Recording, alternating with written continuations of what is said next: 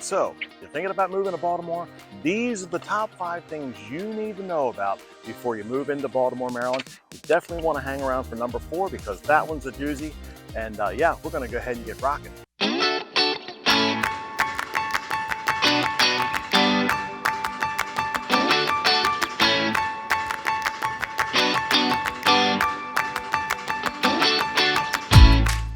So you're thinking about moving to Baltimore? Hey, listen, I'm John Ruckman. I'm the Charm City property dude.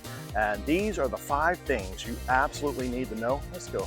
Click the like and subscribe button right about there. Yeah, right there. Hit the notification bell for this and all the other great videos you're sure you don't want to miss. And yeah, so number 1, your down payment. You know what? Your down payment may not be as big a hurdle as you think it is. The market's been really crazy here lately. The whole purpose behind looking for a house is that you find the house that you really, really love. But the problem is that it's been really a seller's market here for the last 2 years, and it doesn't look like it's going to slow down either. The problem is it's a seller's market. Look, I can get my shadow in the background. The problem is it's a seller's market, which means is that as a buyer, you're going to have to really understand the market a whole lot better than you really do. So when you're working with a great real estate agent like myself, I'm going to tell you things like, listen, don't get attached to the house. I realize you might have to make a quick decision. You may have to end up negotiating for a higher price than you're accustomed to. I mean, you definitely still want to stay within the range of within the range of affordability for yourself. But you're thinking your down payment's going to be the big hurdle, and it's going to be fine in the house. So with that being said, I had to turn around because the sun was killing me. That being said, you know, there's a lot that goes into buying a house. I realize that sometimes you're going to have a lot of other buyers out there that are looking for the same type of house. So you really need to set your expectations up front that the market is not going to cooperate with you. Now, right now, they raised the interest rates, but then they lowered them back down. The market is moving just fine. It hasn't slowed down a bit. If the house is priced right, everything is getting kind of overbid. So yeah, your down payment may not be the biggest obstacle. Yeah, I don't know why I can't talk. And that brings us into number 2. You might actually have to compromise. And what I mean by that is that you may not get the 2-car garage. You may not get the fenced-in yard, but you will have a home for you and your loved ones. You may not be able to have the finished basement. These are things that you can build later on. You can add on later on. The purpose of this conversation is to say, listen, you know what? You might not get the area one. You might have to drive a little further. So number 2 in this market in Baltimore, Maryland, is you may have to compromise on where you want to be. So I would suggest that you go to all the areas. You submerge yourself in the videos that I've been putting out.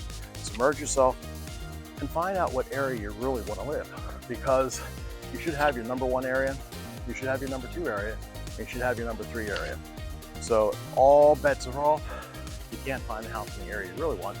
You need to compromise and go into the area that's your second best. Does that make sense? Okay. All right, number 3. You want to be emotionally set for any financial surprises. Yes, you don't necessarily have to have 20% down. Yes, you do have to put an EMD down. That's a financial commitment to the contract of the house that will eventually go towards either your closing or your down payment. Yes, there's closing costs associated with buying a house. This pays for your title insurance. This pays for your inspections, your termite, your home inspection. And you want to make sure that you're emotionally set for this. That way, when it comes up, it's not a humongous surprise and you're not putting your real estate agent, that would be me, on the spot. But whenever I do my consultations with buyers, I always let them know everything that I can expect to be upfront and out of pocket. So even if it's 100%, say you're going VA, you still have out-of-pocket expenses. You could potentially get seller help. Not seller finance. You could potentially get seller help. And what will happen there is they'll give you up to 3.5% down payment assistance for closing costs, and it's usually not enough to cover the entire closing costs. So if you're VA and they're giving you 3.5, you're still going to have out-of-pocket expenses. So you want to make sure that you're at least financially capable. I would say a good round number would be probably close to $4,000 to $5,000.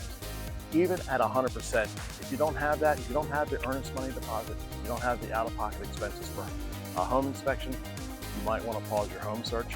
But a good rule of thumb is, I would say $5,000 would be able to clear you and cover you for any unexpected financial situations that come with buying a house. All right, so this one's a big surprise, but you know, mortgages might actually be cheaper than rents right now. I've seen rentals, a nice 900 square foot apartment going for $2,200 a month. It's 22 with 2 zeros.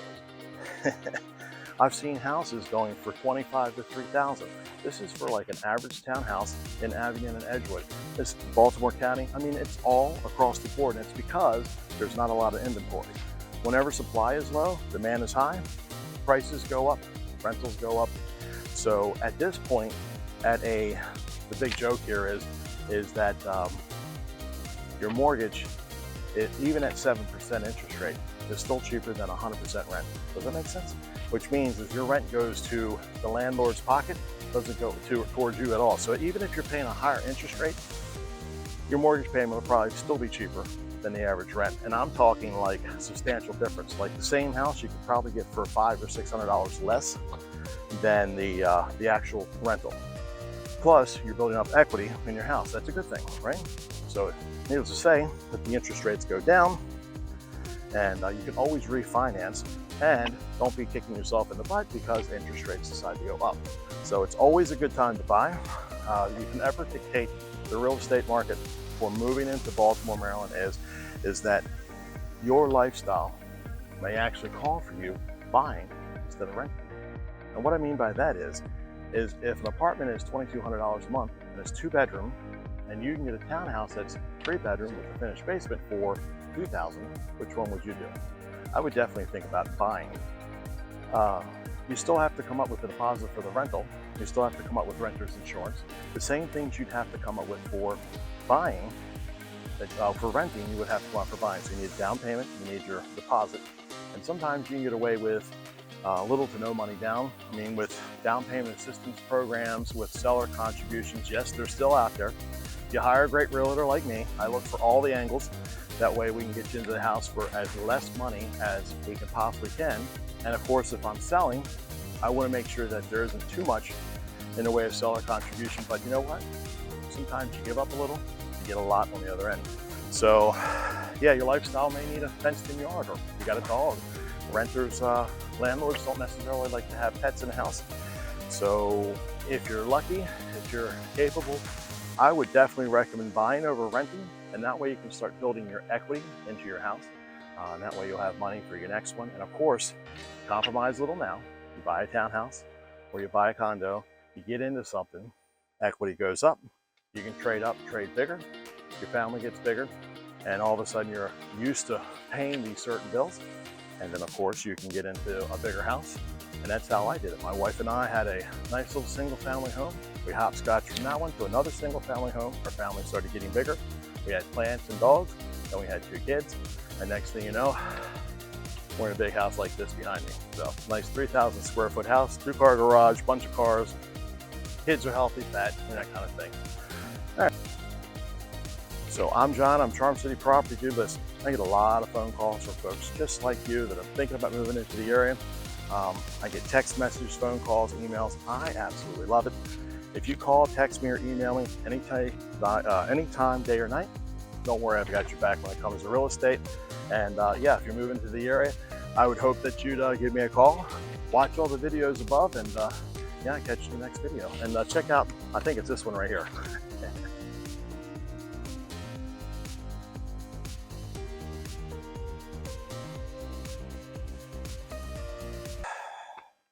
Let's do it this way.